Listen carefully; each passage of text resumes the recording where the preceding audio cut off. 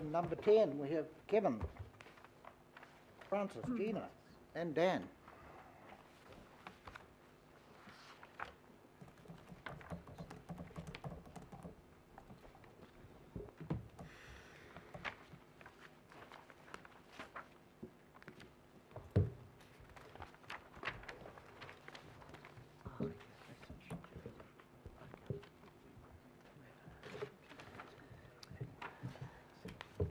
Welcome, Francis. Welcome, Kevin. Yep, thank you, Mr. Chair. Look, if I can just do a very, very short introduction, just really just scene setter by the nature of today. So this first item is looking at the group results. So it is the consolidated results for all of the CCOs plus the parent together, and that's what Francis is about to present, a short presentation on how the group has performed.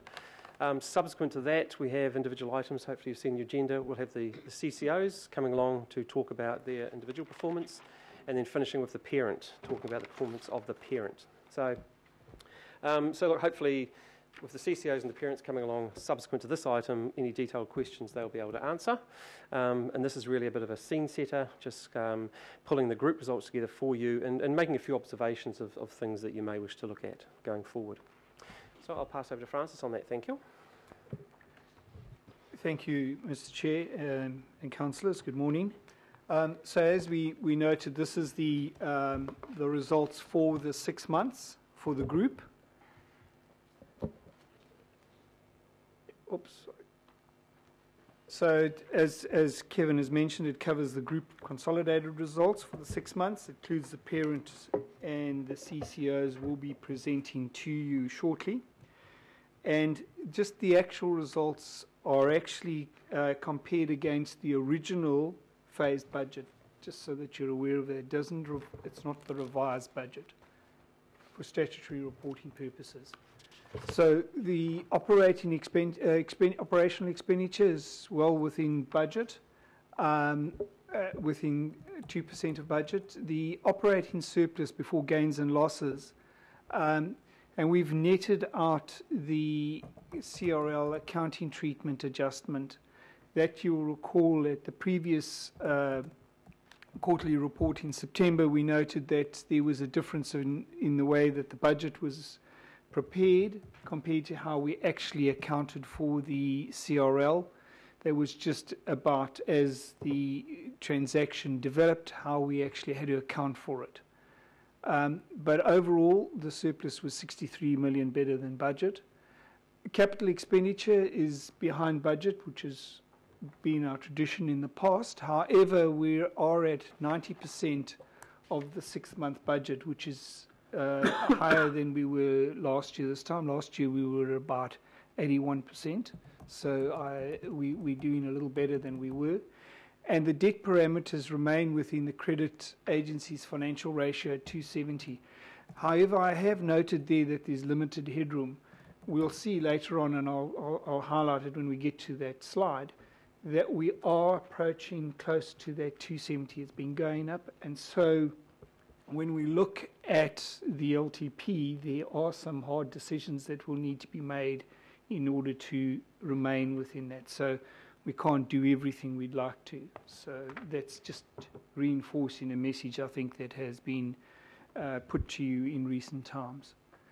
So just on the key performance highlights, what we're doing here is we're just highlighting to you some observations that management have made, both for Auckland Council parent as well as for some of the CCOs, where we've just highlighted some matters that might be of interest to you to consider as the various presentations are made to you about where expenditure, where FTEs, etc. are going. So just at a high level, Auckland Council resource and building consent revenue is below expectations, or again, budget. Weather tightness provision costs, this is the big increase that has happened for this quarter and at the half year, where the provision has had to be increased by in the order of about $69 million. And the main reason for that is increased repair costs for multi-unit claims. So these are the multi-units. In the past, we've been dealing with mainly single-dwelling units, in other words, houses. As time has progressed, there's been the actuaries, in discussions with the actuaries, the information that is coming through to the actuaries on what our actual situation is has highlighted that there are more of these claims coming through. They are indicating that we've got some bigger liabilities coming through. They are not new claims, they are old claims that originated in the early 2000s. It's just the time frame that it takes for those bigger claims to come through the process that means that we're now facing some of these higher claims. So the actuaries have given us a revised number for 31 December, and we've put that through the accounts. Then there's just some comments around how various other ones are going against budget, and I won't go through those for you. Just to get to the statement of financial performance, as I mentioned, at the total revenue area, we're 229 million behind budget. Most of that related to the adjustment for the way we accounted in the budget for the CRL, which is 229 million. However, we did have a higher vested assets of about 83 million and reduced revenue of about 11 million for regulatory that I have highlighted earlier. In the total expenses, you can see there's the 69 million for weather tightness that I mentioned. And also depreciation is behind budget due to a change in the useful lives of assets that happened for transport when they completed a review of the useful lives of the assets as part of the revaluation last year. When we did the budget, we would have based it on the original useful lives. When they came to finalise their revaluation last year, those would change. So it's just picking up that impact. In the statement of financial position, as we have mentioned for many years now, the reason that we're higher than in June is mainly due to the rates debtors, where we've got 80 million of revenue, which we've recognised up front. By the time we get to June, that will have all washed through the system, and we will probably be much on par with where we were last year. We've obviously invested in property, plant and equipment, and so that's about 489 million increase, and cash and cash equivalents has increased by 437. And if you look at gross debt, that has gone up by 714. But you will be aware that in November last year we did a major bond issue for the Euro bond issue.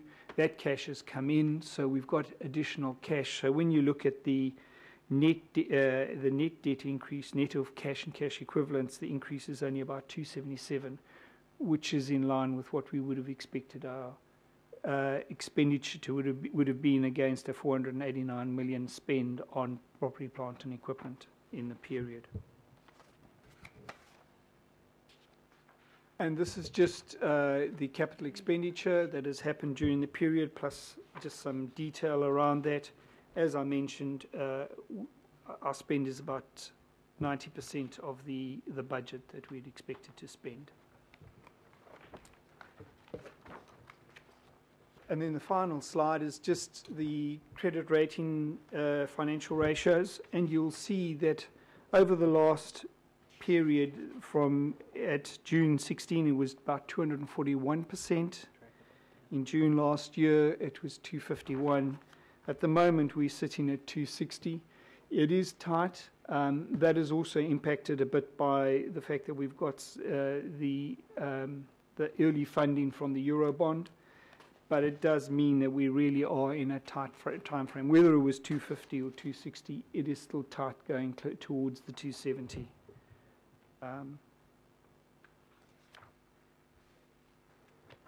So I'm happy to take questions.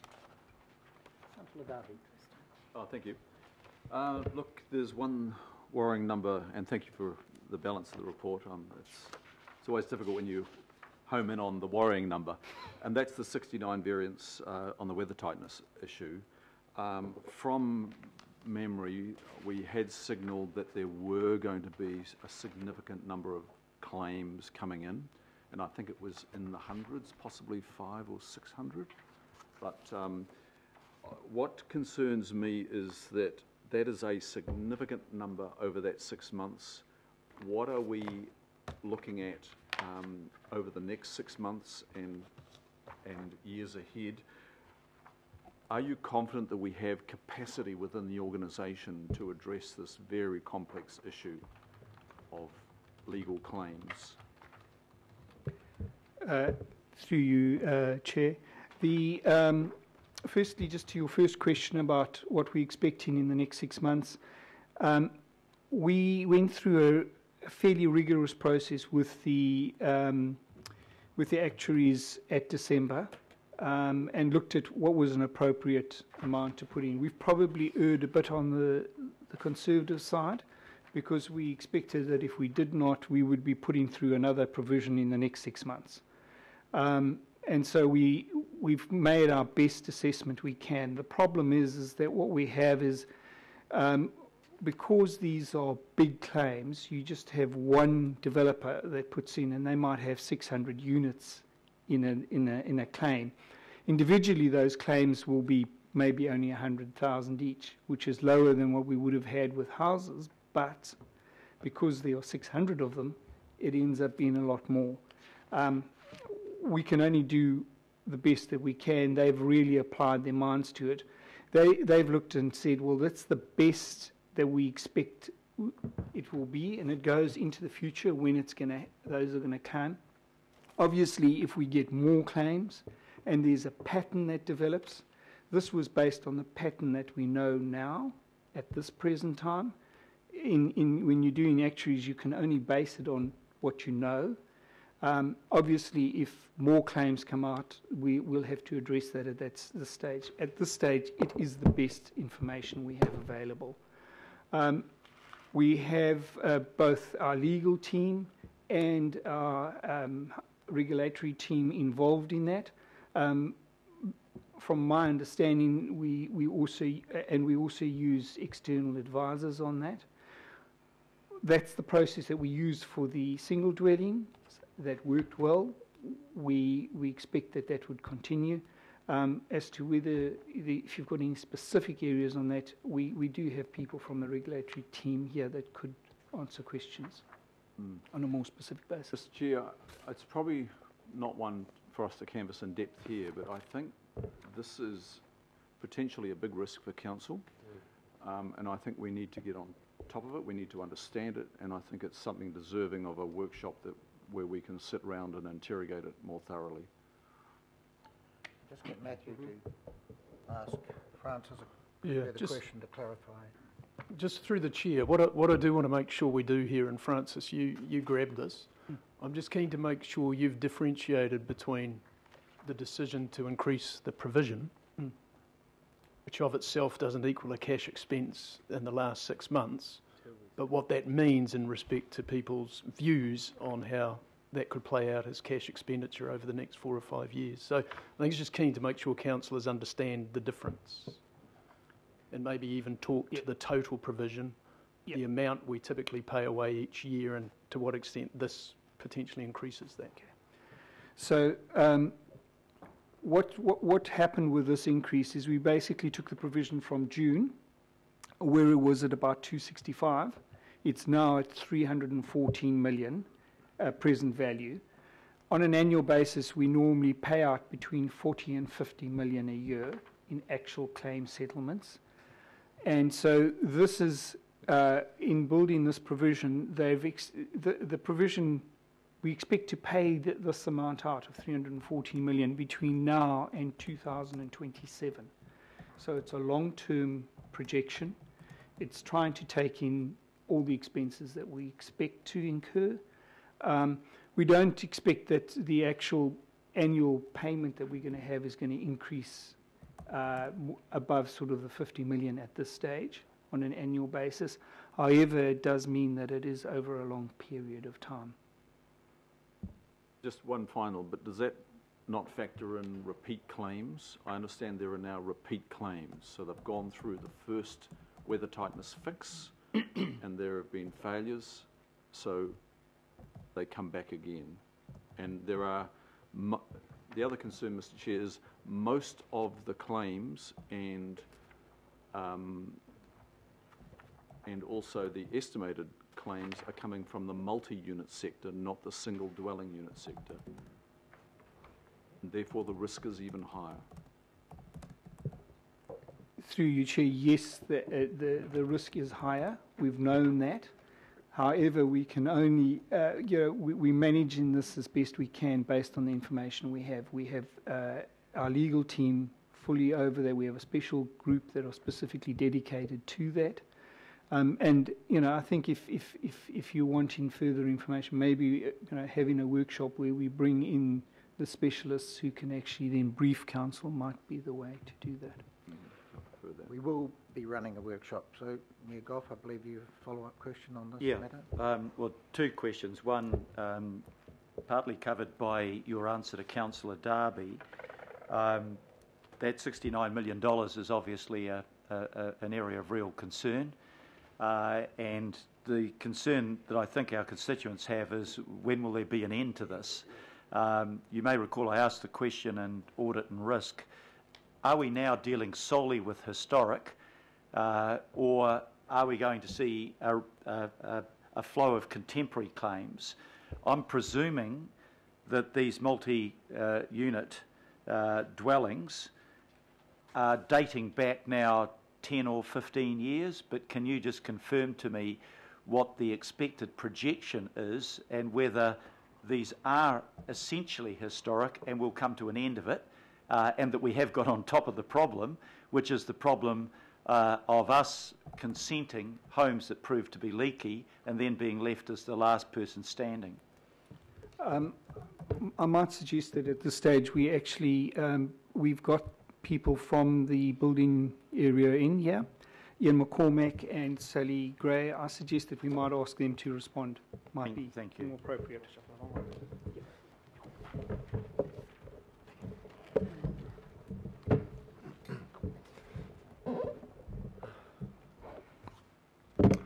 Good morning. I apologise for my voice, it's somewhat croaky. I'm supported today by Sally Gray, who is my premium service manager, a lot of experience in the weather tightness area. So in terms of the types of claims we're currently getting, there's two types, and I think we've touched on that already. There's the detached standalone residential units, the leaky building payouts largely associated with monolithic clad buildings with no cavity. And through a whole range of different initiatives, very seldom do we see claims like that still coming through other than through our financial assistance package.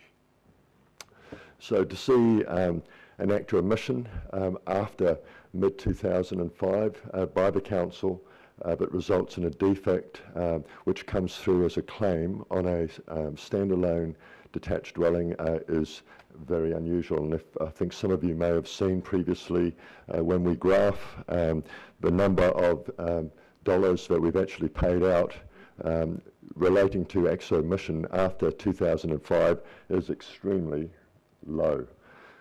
The other issue we're talking about, and I understand the concerns, is in relation to the large multi-unit, multi-level developments, and as we've heard, there are a number of those coming through now.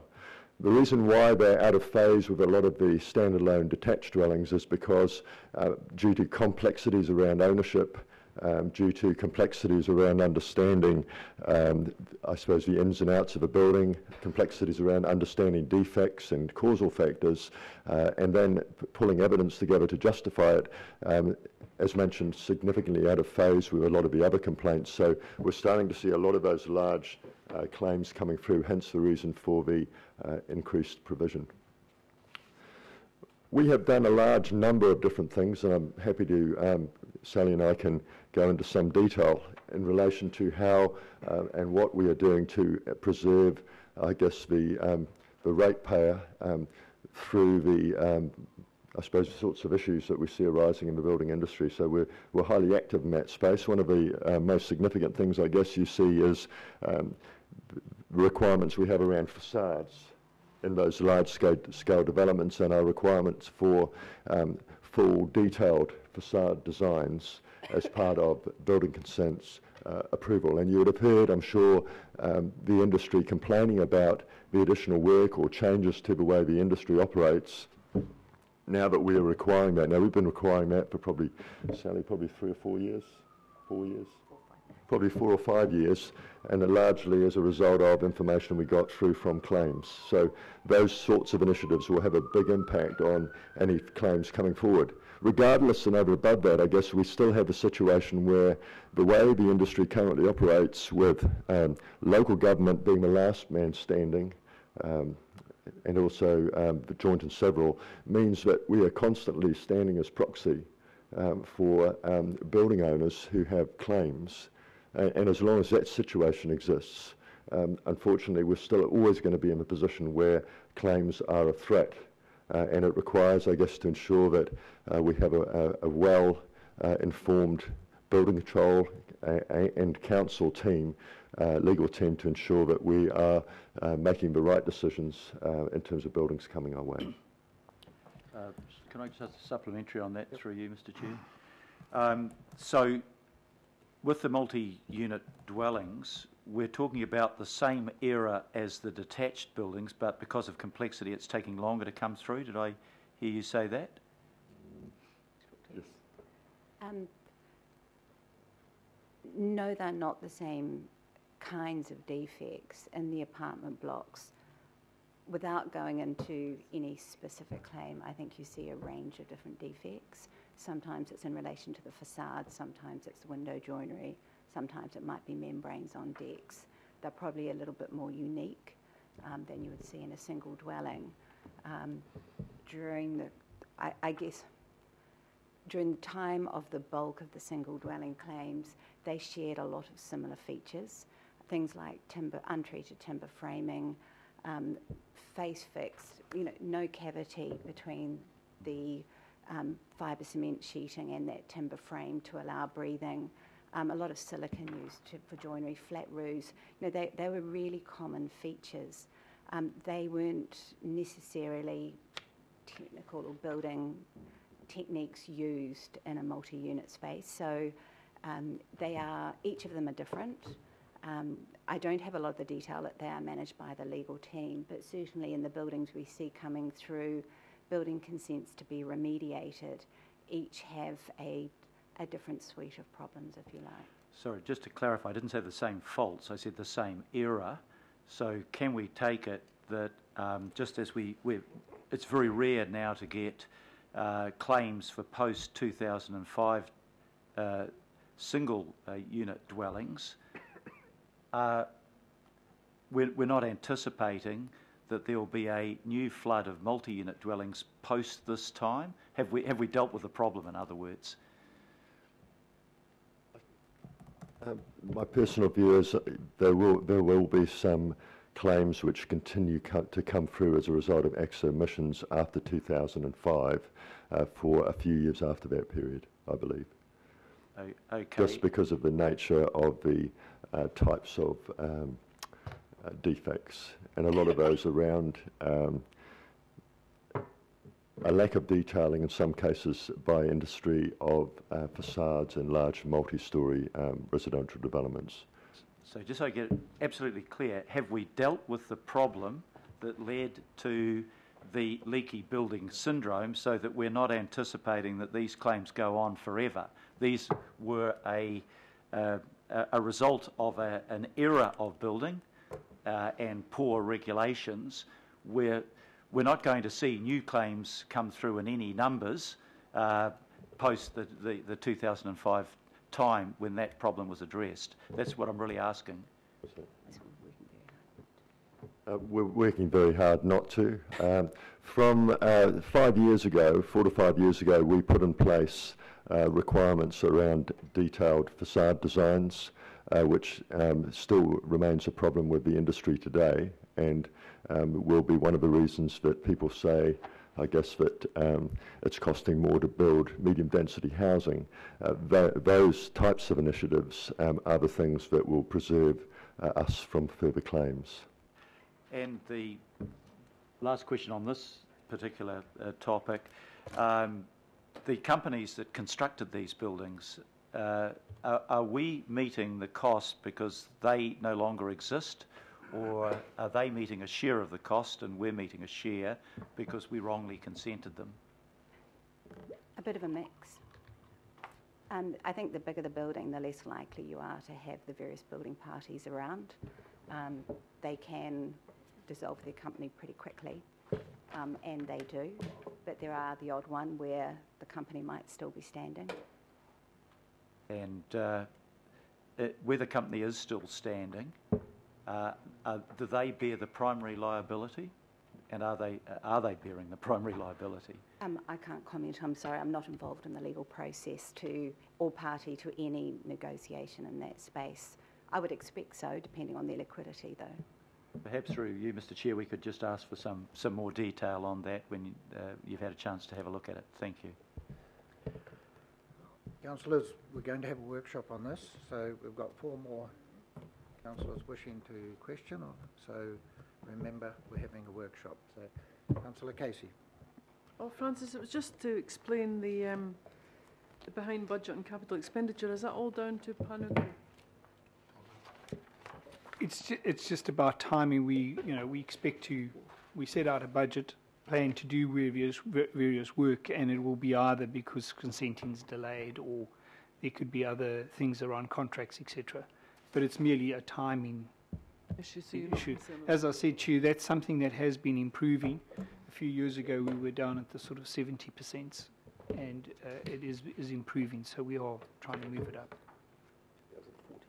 In fairness, though, Councillor Casey, we were a little bit ambitious in the past with saying what we thought we could do and the capacity of industry to actually deliver, so we've now got more realistic timelines on project delivery. I also know Auckland Transport's ahead by 59 million. Oh, they'll be presenting next. They're good. Councillor Walker, Wayne Walker. Sure. 2 issues just want to raise. The first one is a bolt-on to the leaky building issue and the workshop that we're having, and that goes to the feedback that I get, where it's being pointed out to me increasingly that the problem in the next generation is not so much moisture from the outside, but moisture from the inside not being able to get out, and that level of moisture can be quite significant. So that's around fixes that go to ventilation and so on. And the people that I talk with in the building industry tell me that this is a massive issue, because whenever people are in buildings, and there are increasing numbers of them, you get significant amounts of moisture. So I'm just putting that on the table so that the workshop addresses that issue and what the fixes are around that, and what our liability is around that issue going forward as compared to the leaky building issue.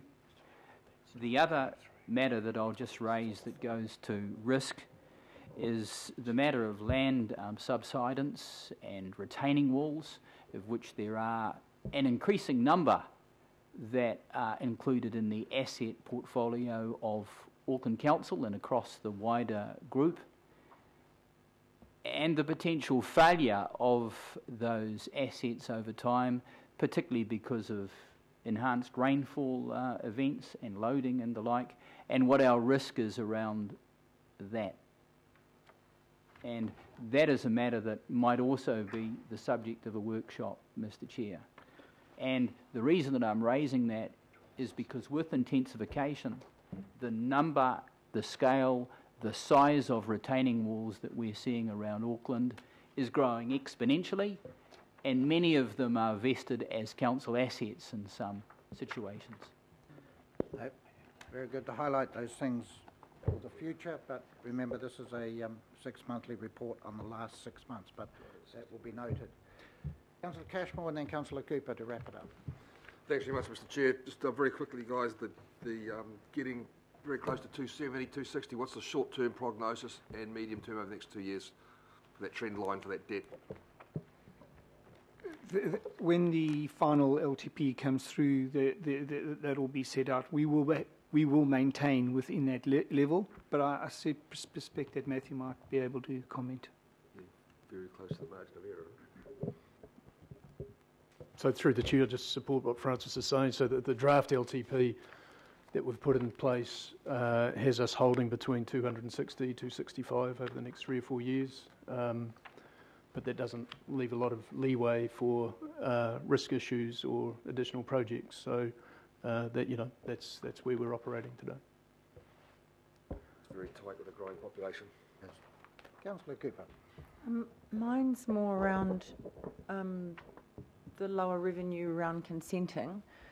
And I know that our staff can't, we can only process what we get in the door. We might be able to address this in the workshop, but I'm really concerned about our estimations for the LTP over the next few years around revenue, when we've had a drop and we over-reliance on that revenue, and I guess we're already a bit behind. How, I don't know. It's all pretty much crystal ball gazing, but I do think that we have to be really careful about our assessments around that. Is this the right place to talk about this, or was a workshop better? I know, it can be responded to. Yeah, look, no, I think it's the perfect place personally, because this is a performance discussion, and the reason you monitor performance is to inform your decision making going forward. Look, there's been a lot of learning out of the process. We've understood exactly why the revenues are down. Some of them are process issues, being rectified as we speak. It's good to see that the early indications, the February results flowing out of the system now are showing improvement. So the variance is reducing over time. But look, yeah, definitely this has helped inform the long-term plan going forward to make sure the assumptions around revenue levels and costings are appropriate going forward. When we look at it, one of the big learnings was that we actually had a large increase in consenting numbers, which has tailed off. It created a bit of a backlog, and there's a lot of effort being made through that backlog to gain the revenues and address the issues there and ensure we actually improve the performance, the turnaround time of consenting. That just puts pressure on the existing ones coming in. So, yep, backlog is being addressed. We've made more appropriate assumptions feeding into the next 2 to 3 years in the LTP.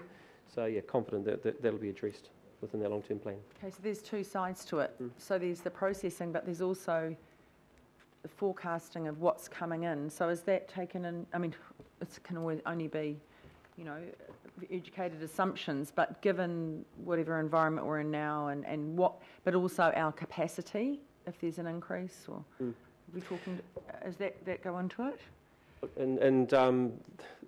Look, we can definitely go into more detail under the parent report if you wish, but I mean, part of it is also the future shape was actually putting a new model in place, which enabled a better reflection of revenues to costs. So the intention, if the number of applications coming in pick up or drop down, there's more flex involved within the actual cost structure of the organisation to deal with that. Okay, thank you. Right, we have no more questions, and we have a mover and a seconder. And just before I put that, so I hope the councillors go out and start talking about a blowout in the budget for leaky homes or anything like that. That would be disappointing. It's an ongoing problem that is not necessarily of our making. So we'll put the motion, moved by myself and Councillor Deputy Mayor Cashmore, seconded. All those in favour? Aye. Against? Thank you. Thank you, team. Thank you, Sally, Ian, Francis and Kevin.